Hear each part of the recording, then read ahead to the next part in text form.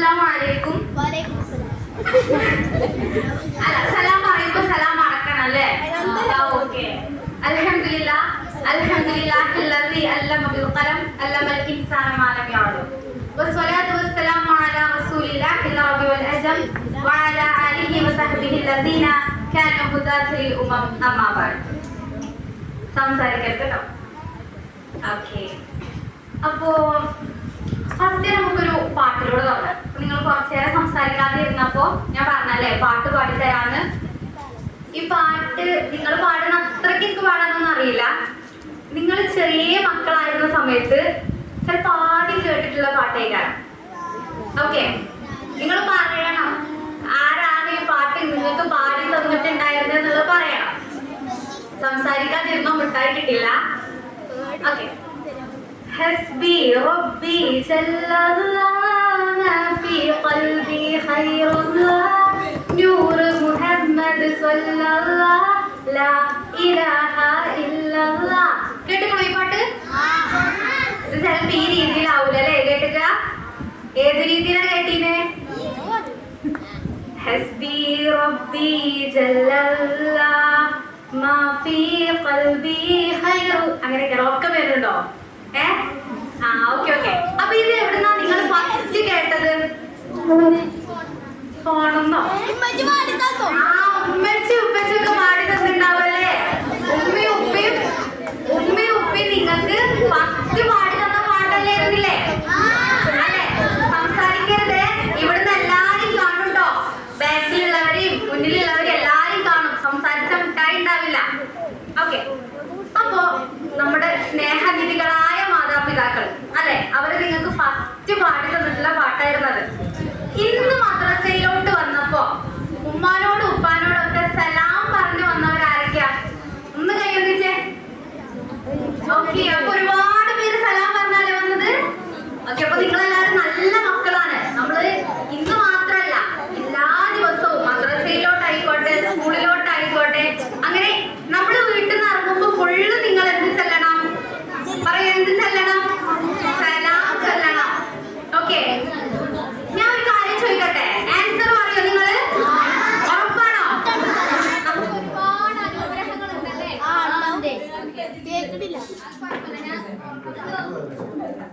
നമുക്ക് ഒരുപാട് അനുഗ്രഹങ്ങളില്ലേ? എന്തൊക്കെ അനുഗ്രഹങ്ങളുള്ളത്? നമുക്ക് കണ്ണുണ്ട്, കാഴ്ചകൾ കാണാൻ സാധിക്കുന്നുണ്ട്, ഞാൻ കേൾക്കുന്നുണ്ട്, കാലുണ്ട്, തലയുണ്ട്, നമുക്ക് നടക്കാൻ സാധിക്കുന്നു, സ്നേഹനിധികളായിട്ടുള്ള മാതാപിതാക്കളുണ്ട്, അധ്യാപകരുണ്ട്, വിരലുണ്ട്, മൂക്കുണ്ട്, വായുണ്ട്, അല്ലെ, വെള്ളമുണ്ട്, ഭക്ഷണമുണ്ട്, കൂട്ടുകാരുണ്ട്, ഫാമിലി ഉണ്ട്, ഡ്രസ് ഉണ്ട്. അങ്ങനെ ഒരുപാട് ഒരുപാട് അനുഗ്രഹങ്ങളില്ലേ? ഈ അനുഗ്രഹങ്ങളൊക്കെ നമുക്ക് നൽകിയത് ആരാ? അള്ളാഹു ആണല്ലേ? അപ്പൊ അള്ളാഹുവിനെ കുറിച്ച് കുറേ കാര്യങ്ങൾ പഠിക്കണ്ടേ? അള്ളാഹു നമുക്കൊരു വേദഗ്രന്ഥം ഇറക്കി തന്നിട്ടുണ്ടായിരുന്നു. ഏതാ അറിയോ? ഖുർആന്. ഖുർആൻ നമുക്ക് മനസ്സിലാക്കണ്ടേ? ഖുർആൻ പഠിക്കണ്ടേ? ഓക്കെ. അതുപോലെ നമ്മുടെ നബി ഉണ്ട്. നമ്മുടെ നബിയുടെ പേരെന്താ? മുഹമ്മദ് നബി സല്ലല്ലാഹു അലൈഹി വസല്ലം അല്ലേ? അപ്പോ നബിയെ കുറിച്ച് കൂടുതൽ അറിയണം. ഖുർആനില് 25 നബിമാരെ പറ്റിയിട്ട് പറഞ്ഞിട്ടുണ്ട്. ഈ 25 നബിമാരെ പറ്റിയിട്ട് നിങ്ങൾക്ക് അറിയണ്ടേ? അവരുടെ മനോഹരമായ കഥകള്, അവരുടെ ജീവിതങ്ങള്, അതൊക്കെ നിങ്ങൾ പഠിക്കുന്നത് എവിടുന്നാ? മദ്രസയിൽ നിന്നാണ്. അപ്പൊ എല്ലാവരും എന്നും മദ്രസയിലോട്ട് വരണം. എങ്കിലേ നിങ്ങൾക്ക് ഇതുപോലത്തെ നല്ല കഥകളും പാട്ടുകളും ഒക്കെ നിങ്ങൾക്ക് പഠിക്കാൻ വേണ്ടിയിട്ട് കഴിയുള്ളൂ. ഞാനേ എനിക്കുണ്ടായിട്ടുള്ള അനുഭവമൊക്കെ പറഞ്ഞ് ഞാൻ അവസാനിപ്പിക്കാം. അതിനു മുൻപ് നമ്മള് സ്കൂളിൽ പോയി പഠിക്കാറുണ്ടല്ലേ? സ്കൂളിൽ നിന്ന് പഠിക്കും, മദ്രസയിൽ നിന്ന് പഠിക്കും, ഓൺലൈനിൽ നിന്ന് പഠിക്കും. ഈ മദ്രസയിൽ നിന്ന് പഠിക്കുന്നതിന് ഒരു പ്രാധാന്യമുണ്ട്. നമുക്കറിയാം, നമ്മൾ ഇവിടെ മാത്രം ജീവിച്ചു പോകേണ്ടവരല്ലല്ലോ. നമുക്കൊരു പരലോക ജീവിതമുണ്ടല്ലേ? ആ പരലോക ജീവിതത്തില് നമ്മൾ നല്ല മക്കളായിട്ട് നമുക്ക് വിജയിക്കണമെങ്കിൽ നമ്മൾ കുറെ കാര്യങ്ങൾ ചെയ്യണം. എന്തൊക്കെ ചെയ്യണം, എങ്ങനെയാ നമുക്ക് പരലോകത്ത് വിജയിക്കുക എന്നുള്ളതൊക്കെ നമ്മൾ മദ്രസയിൽ നിന്നാ പഠിക്കുക. അതുകൊണ്ട് മദ്രസ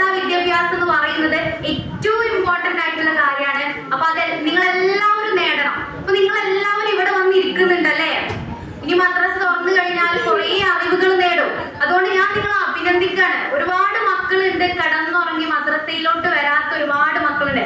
പക്ഷെ നിങ്ങൾ എല്ലാവരും അതിൽ നിന്ന് ഡിഫറെന്റാ, അതിൽ നിന്ന് വ്യത്യസ്ത.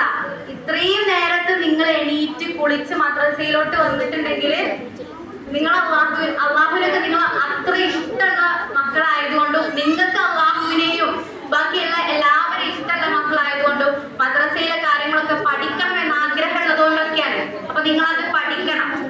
ഓക്കെ അല്ലേ? നമുക്കറിയാം അയൽവാസി വിശന്നിരിക്കുന്ന സമയത്ത് ഭക്ഷണം കഴിക്കരുതെന്ന് നമ്മൾ മദ്രസയിൽ നിന്ന് പഠിക്കുക അല്ലേ? എന്ന് പറഞ്ഞാൽ എന്താ? നമ്മുടെ അയൽവാസി വിശന്നിരിക്കുകയാണെങ്കിൽ അവർക്ക് നമ്മൾ ഭക്ഷണം കൊണ്ടുപോയി കൊടുക്കണം. ആരെങ്കിലും അങ്ങനെ ചെയ്യാറുണ്ടോ? നമ്മൾ അന്വേഷിക്കണം, നമ്മുടെ അയൽവാസി വിശന്നിട്ടാണോ ഇരിക്കുന്നത്, അവർക്ക് ഭക്ഷണം ഉണ്ടോ എന്നുള്ളതൊക്കെ നമ്മൾ അന്വേഷിക്കേണ്ട കാര്യങ്ങളാണ്. ഓക്കെ, ഇപ്പൊ ഞാൻ ലാസ്റ്റ് പറഞ്ഞില്ല, ഒരു അനുഭവം പറഞ്ഞിട്ട് അവസാനിപ്പിക്കുക എന്നുള്ളത്. എന്താ അറിയോ? എന്ത് ഗെയിം നടന്നുകൊണ്ടിരിക്കുന്നുണ്ട്. ഞാൻ നോക്കണ്ട ആരൊക്കെ സംസാരിക്കാത്തെന്നൊക്കെ. അവിടെയൊക്കെ ചിലര് സംസാരിക്കുന്നുണ്ട്, ചിലര് സംസാരിക്കാതിരിക്കുന്നുണ്ട്. ഓക്കെ, അപ്പൊ ഞാൻ ആ ഒരു അനുഭവം കൂടെ പറഞ്ഞിട്ട് അവസാനിപ്പിക്കാം. ഇപ്പോ നമ്മുടെ ക്യാമ്പൊക്കെ നടക്കുന്ന ഒരു സിറ്റുവേഷൻ ആണ്, അതായത് വെക്കേഷൻ ആണ്, സമ്മർ ക്യാമ്പുകളൊക്കെ ഉണ്ടാവും. ഇവിടെ അടുത്ത സ്കൂളില് ചെറിയ മക്കൾക്ക് വേണ്ടിയിട്ടൊരു ക്യാമ്പ് സംഘടിപ്പിക്കുകയുണ്ടായിട്ടുണ്ടായിരുന്നു. ഇവിടെ അടുത്ത സ്കൂളിൽ തന്നെ ആയിരുന്നു. അപ്പോൾ ഒരുപാട് ചെറിയ മക്കളൊക്കെ ആ ഒരു ക്യാമ്പിൽ പങ്കെടുത്തു. ക്യാമ്പ് എന്ന് പറയുമ്പോൾ കുറേ ഗെയിമും ആക്ടിവിറ്റീസ് ഒക്കെ കൊടുക്കും.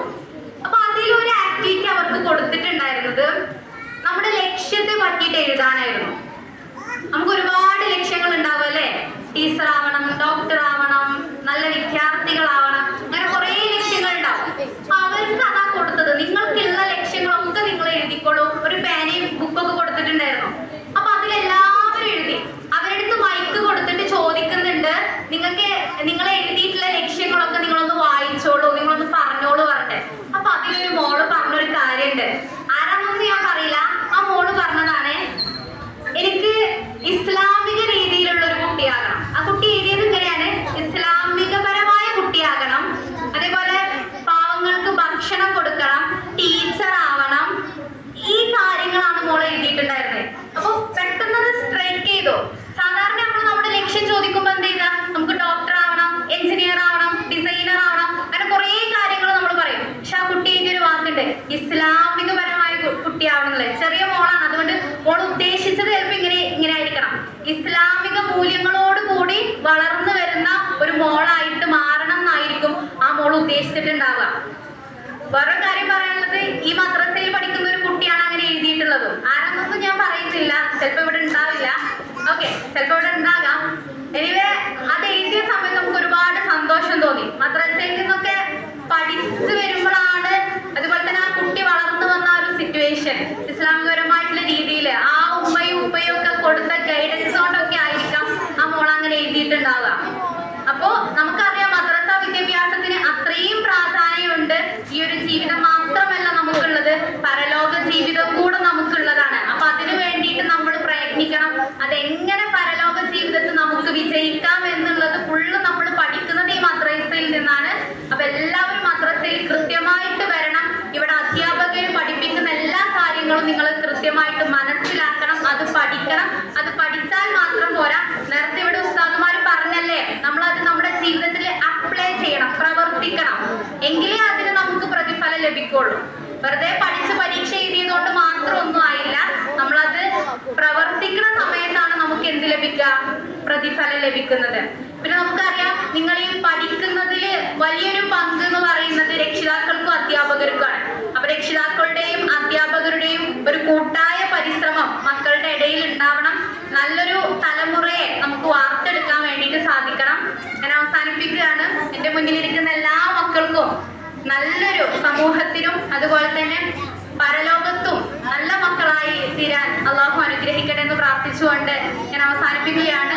വാഹ് ദഅ്വാനാ അൽഹംദുലില്ലാഹി റബ്ബിൽ ആലമീൻ. അസ്സലാമു അലൈക്കും വറഹ്മത്തുള്ളാഹി.